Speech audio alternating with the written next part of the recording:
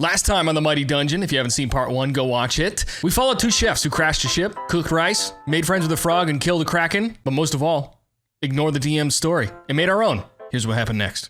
We went up a sketchy alley towards the center of the city, where we found a mysterious hooded man, reptile, selling spices. You look up at this guy, and you can see into his hood, and it looks like it just goes on forever. Oh. It's the good stuff. Is it suitable? Yes. Yes. It's suitable. We need to take the clear spice. I don't think. I take the other clear vial and inhale it all. Oh my god. Malun! What the f was that? Roll an entire vial of spice! Roll a con save. With no steak, no food, no nothing. That's a lot of salt. You bring the vial up to your nose and you and you stay there for a second.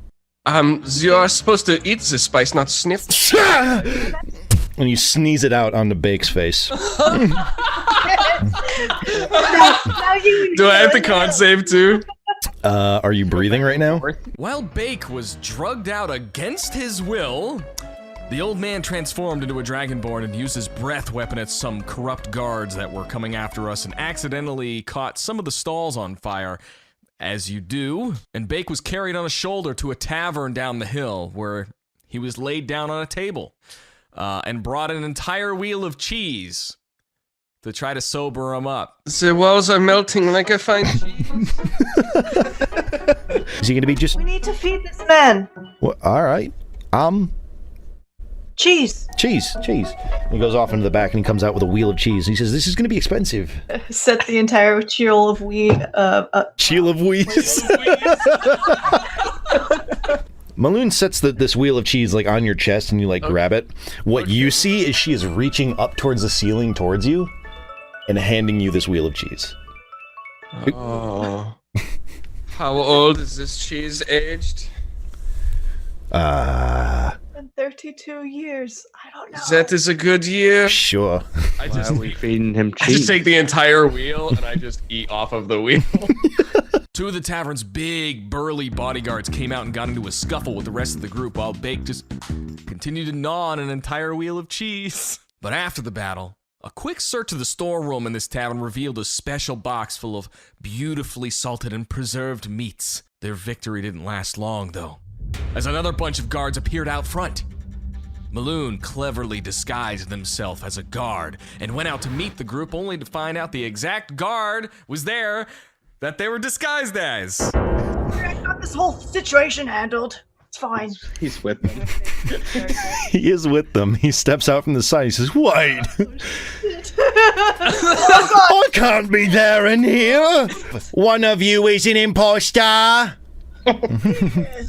I came all this way from down there with you. You saw I was at the garrison. Who's to say you didn't switch it up when we went past that house down there? Who are you? One of you is an imposter. The other is the wheel thing. There is only one way to settle this. Hand crossbows at dawn.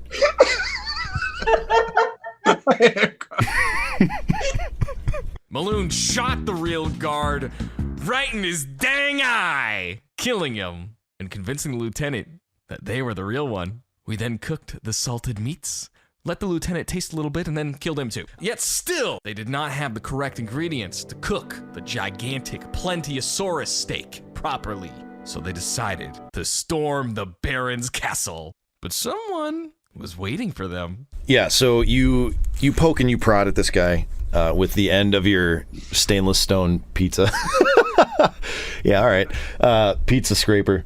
And he kind of jiggles. He's a big kind of gelatinous dude, and he takes up this whole chair, and as you poke him, he sort of jiggles, and then his head slumps down.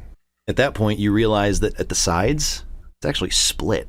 So you thought you could get away from me? Oh, God. No. I have my amulet, and now I will have you. I mean, Who are you again? I am the guy from. I got you off the island. you know your own name? I need to find the kitchen. Do you know where the kitchen is? Yeah. Are you? You're honestly. You have your amulet. Did you happen to see the kitchen on the way to get your amulet? Seems like we got the amulet and they got their. Everything around you is covered in blood and death, and I have killed the Baron and taken my amulet, and you don't care. No, we you don't did care. a great job, but I still need to find the kitchen. What does the amulet do? Is it like touch it? or something? Oh yeah, you never told us what the amulet did. Yeah. The amulet gives me power, and with that, he casts Fireball. Ooh! Surprising the group with his necklace that apparently gave him the ability to cast Fireball. Oh yeah, 8d6. There it is. It's buried halfway down, but he's casting it at a 4th level. Had 8 HP. So that's 9d6. Oh yeah, dude. Dude. The old man dissolved into dust. He disappears in ash. But 4 potions do fall on the ground. And the Dragonborn instantly goes down, followed by the frog. Before turn 1 of combat, Just the chefs are standing, and I imagine they're mean looking doing this too. Like it hurts, but they're like, ah. the 2 chefs closed in on the pirate captain and eventually tore the medallion off of him and baked him with fire and then smacked him with the pizza scraper a bunch until he conceded and surrendered.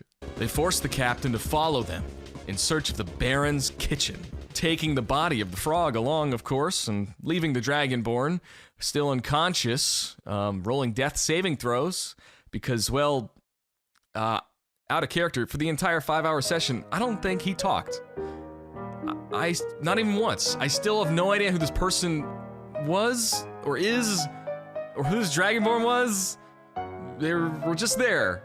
So, some more death saving throws, I guess. We eventually found what can only be described as the holy grail of medieval keep kitchens. And it's this big, beautiful, white-tiled marble Oh my goodness. marble countertops. So beautiful. There are ovens lining one wall, 3 of them, ranging from small to large. It is absolutely immaculate, except for the dead chef in the corner. The gods might come back. They might think it. They might. Come in. They might think it was you. Ready in just a little bit. I just want to go. Insane. Go sit with that guy over there in the corner. We began by prepping the Cephalosaurus steak and cooking one of our party members into a soup. You cook the frog and I don't know where this accent's going at all. I'll get the steak. You still have that I still steak. have the steak. Stew's already kind of hot, and I'm gonna attempt to move the frog into the pot. The frog submerges in the stew for a second. You see more bubbles than just like boiling stew start coming up, and then he fucking pokes up out of this boiling stew. I run over and I smack him with my. Are you cooking him with his clothes on? Bake sneakily took the rest of the vials from the old man's body and used them as a marinade for the meat, and then forced the pirate captain to try it out. He opens up and takes his bite. This is the best thing I've ever had. And it's my friend. And he just fucking breaks down and eats it. It seems that these ingredients that I found were not as strong as I had hoped. Oh yeah, the potions were on that. So his arm starts to bubble up, and he's, "What is happening to me?" His other arm starts to bubble up, and suddenly his back just like turns into this huge muscular mass. That is a little bit of what I expected. His legs kick out into like dragon-style legs. A tail shoots out, falls off, shoots out again, and his head starts to twitch around and turn into 6 different things: 1 a human, 2 a elf, 3 a dragonborn, before finally his body begins to split at the collarbone. Another arm shoots out from the split, and finally he falls over and just as this monstrosity and lays still. That was the best steak you've ever made. Thank you. And tear runs down my face. which evaporates immediately. Yeah. Their quest was complete. The deed was done. The food was served and the battle was won. Through this like delicious meal that you're having, you hear, "Where are they? Where are the murderers?" And suddenly the kitchen doors bust open and these guys rush in. They're all armed heavily. They have shields and spears and swords and axes, and they come in and they tackle you to the ground. And they start wailing on you with these weapons. And there are so many of them. So many of them that there's no way that you could possibly... The blades rain down, they pierce your body, and you both lay there on the kitchen floor with your beautiful steak creation and your frog soup, and your eyes meet before the life fades. And you die in the most magnificent kitchen you have ever cooked food in. Scene. That is how one shot should end. With everybody dead. Hey, if you like this D&D video, check out this other one. I hope you find it amusing as well. And come watch us play these one-shots live on Twitch, twitch.tv/themightydungeon. Insert D&D relevant catchphrase.